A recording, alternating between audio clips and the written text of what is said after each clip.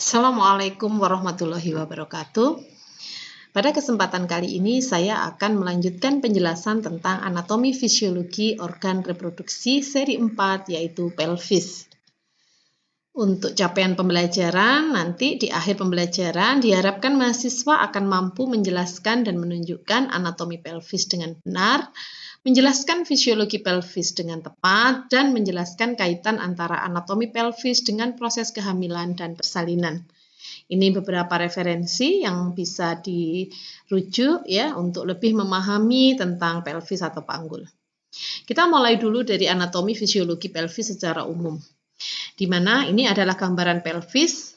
Pelvis ini adalah kita kenal sebagai panggul ya. Nah, bahasa latinnya yaitu pelvis, dibagi nantinya beberapa tulang.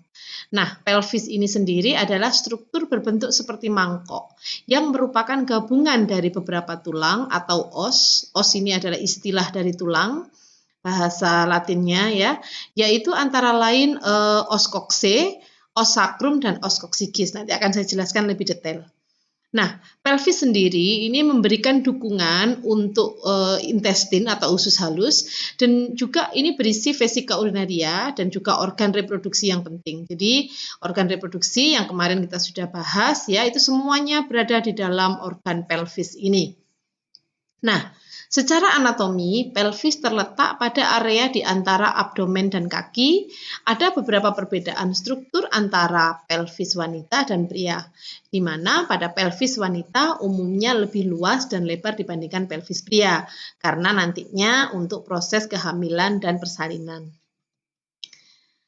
Pengetahuan dan pemahaman tentang anatomi pelvis ini sangat penting, terutama bagi bidan ya pada saat penata laksanaan persalinan sebagai salah satu cara untuk memperkirakan kemajuan persalinan, yaitu nantinya bidan dapat mengkaji hubungan antara janin atau dengan penanda pelvis tertentu, yang di akhir sesi nanti saya akan jelaskan terkait dengan sistem bidang Hodge.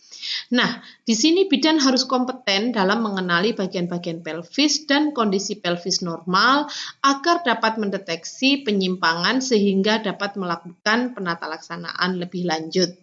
Jadi ini kaitannya nantinya pelvis dengan kondisi di kehamilan dan persalinan. Baik. Pelvis sendiri dibagi menjadi dua ya. Yang pertama yaitu bagian keras, yang kedua adalah bagian lunak. Nah, bagian keras sendiri ini dibentuk menjadi 4 tulang, yaitu yang pertama adalah ossa coxae, kemudian satu os sacrum ya, dan satu os coccygeus. Jadi karena ini lebih dari satu tulang, maka jamak ya bentuknya dinamakan ossa. Nah, ini namanya ossa coxae atau banyaknya ossa coxae ya. Kemudian ada satu os sacrum dan os coccygeus. Nah, di manakah ini ya? Nah, ini. Jadi ini coxal bone atau ossa coxae. Nah, ini adalah keseluruhan ini ossa coxae ya. Perhatikan kursor saya, ini adalah ossa coxae. Kemudian ini adalah os sacrum. Ini os sacrum ya. Kemudian ada yang kecil ini os coccygeus namanya. Nah, ini bagiannya kan ada semacam kayak yang menghubungkan gitu ya. Ini terpisah ya. Memang betul ini terpisah. Nanti ada bagian-bagian yang menghubungkan yang kita kenal sebagai artikulasio. Jadi ini secara umum bagiannya. Nah, ossa coxae ini sendiri, ini dibagi menjadi 3 nantinya. Ada os ilium yang warna ungu ini, kemudian ada os isium yang warna kuning, dan os pubis yang depan ini yang warna pink ini. Nah, sedangkan yang bagian lunak itu kita kenal sebagai bagian yang terdiri dari otot dan juga ligamentum, di mana ini yang kita kenal sebagai diafragma pelvis, yaitu ada bagian pars muscularis levator ani, ada pars membranacea, dan regio perineum. Kita pelajari dulu di pelvis keras ya. Nah, pelvis keras sendiri ini dibagi menjadi 2 lagi, yaitu ada pelvis mayor dan pelvis minor. Pelvis mayor ini dinamakan sebagai false pelvis, sedangkan yang minor ini dinamakan sebagai true pelvis. Apa maksudnya? True pelvis itu berarti pelvis yang sebenarnya. Maksudnya bagaimana? Nah,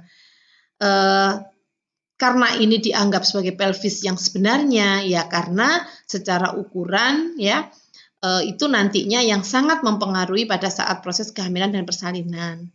Sedangkan pada false pelvis atau pelvis mayor di sini ini lebih ke arah fungsi untuk menyangga dari isi abdomen sendiri.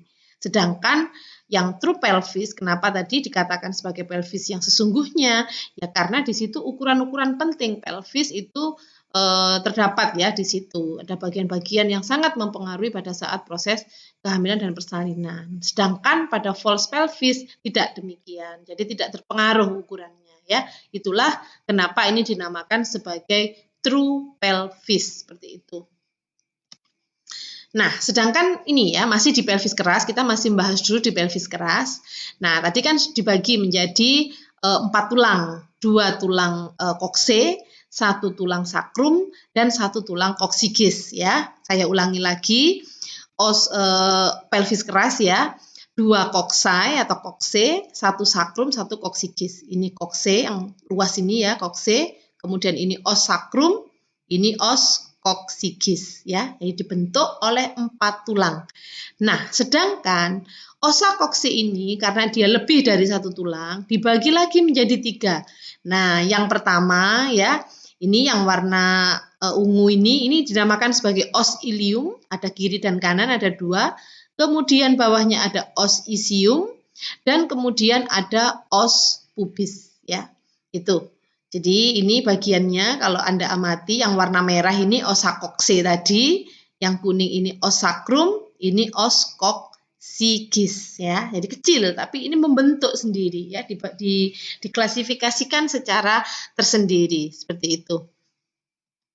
Nah, kita perjelas lagi satu persatu ya. Jadi tentang osa kokse ya. Mungkin nanti kita akan jelaskan lebih detail di bagian atau part berikutnya tentang osa kokse. Terima kasih.